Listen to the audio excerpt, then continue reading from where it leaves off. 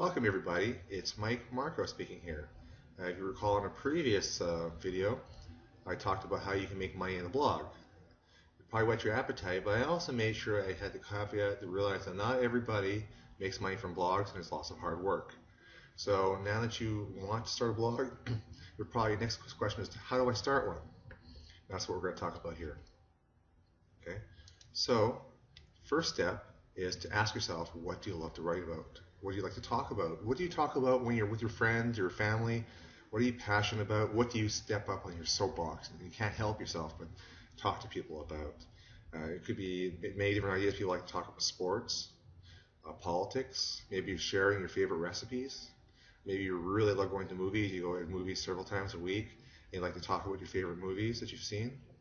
Maybe your cars, or it can even be about your business. Some people like to do is, like myself, blog about your business, in my case my online business, and share information and teach other people as well. So it all depends down to what are you passionate about, what do you really want to talk to people about. Because if you're passionate about a topic, you'll find that it's a lot easier to write about it, because otherwise it becomes more of a chore. But if you kind of put yourself in that frame of mind, like you're talking to your friends or your family, and you really get passionate about it, it really comes out so much nicer in your writing style. Next, you want to do is think about how you want to help people. For instance, do you want to teach people, or maybe you want to provide them? Maybe it's a fashion blog. You want to talk about the newest trends coming out. Maybe you like to have some comedy in there, like to make people laugh. Maybe that's your intention in writing the blog.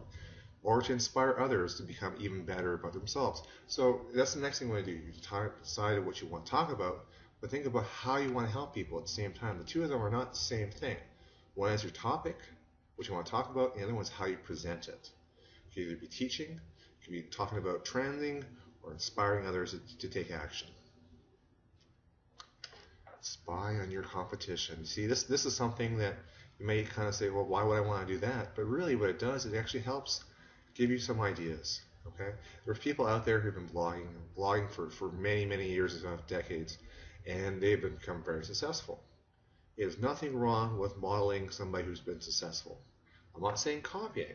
Copying, you don't want to plagiarize, you don't want to copy verbatim, okay? But you can model. That means basically simulating the kind of style they're doing, maybe the format, but come up with your own content. You can even look at their stuff for some ideas for your blog contents, but don't blatantly copy, just use it to inspire. That's why maybe you want to look at 6 to 12 of them, and that way you have a less of a tendency to really copy one if you're borrowing ideas from 6 to 12 of them, and that way you create like a compilation of all these different ideas and start formulating your own. Okay. Now that you tell you what you want to talk about, you know how you're going to present it. Okay. Now it's time to come up with some names. What are you going to call your blog?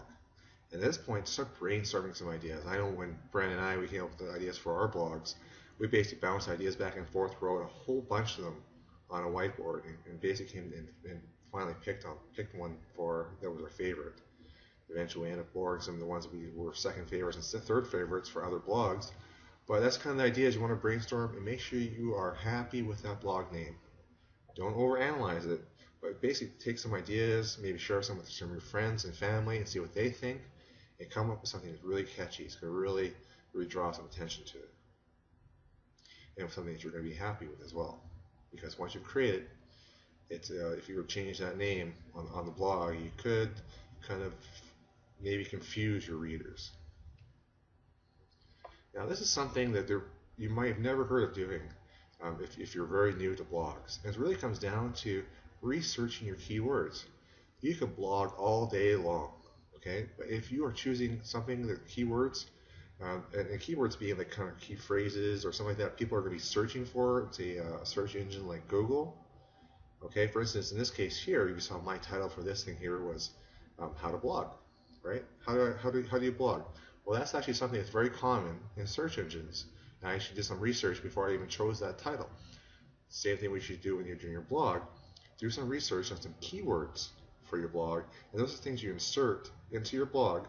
There's a section when you're setting up your blog, you put those keywords in, so when Google and other search engines are looking and kind of roaming around all these websites, they pick up on these things and say, hey, you know what? He thinks he is the authority on blah, blah, blah, blah. Okay, and that's what you want to do. So do a little bit of search on Google AdWords. What we'll do is we're going to create another video about that later on. For now, you need to know that you need to look at Google AdWords. It's really not that complicated. If you were to go through it, we're going to create a video anyway. Step 6. Decide where you want to create your blog and how you're going to host it. Okay, there are so many blogs out there. It's overwhelming. Okay, now there's lots of free ones. There are ones you pay for, and it comes down to your personal preference. Like for instance, I use 2 blogs myself. I like the viral blogging system put out by Power Network. You pay $25 a month, but what they've done, they made it extremely simple for people who have never blogged before, to have very little experience in using the internet. They make it pretty much plug and play. In my opinion, it's actually easier to use in Word, Microsoft Word, so and other type of word processors, because it's so easy the way they've done it. The limited number of functions, and they have a lot of stuff kind of hidden that you don't really have to worry about. In fact, and some of the stuff like keywords, they kind of look at your blog and kind of predict what keywords you want to use to kind of guide you that way as well. So it's really nice for someone really getting started. At the same time, Influx Entrepreneur, they actually have a free blog. Now, it may not be free for very long, so if you're interested in that, I'll jump on it right away, but they actually have one that's a WordPress blog, and WordPress is extremely powerful because you complete controls of basically creating your own website. Now, it's a little more complicated, and it's going to take you probably a little longer to set up, but it can make it look extremely professional, and you have complete control of functionality, exactly how your blog is going to look. Okay? And that's it for today. So stay tuned, and we're going to start talking about more about how to set up your blog. And that's it for now. Bye.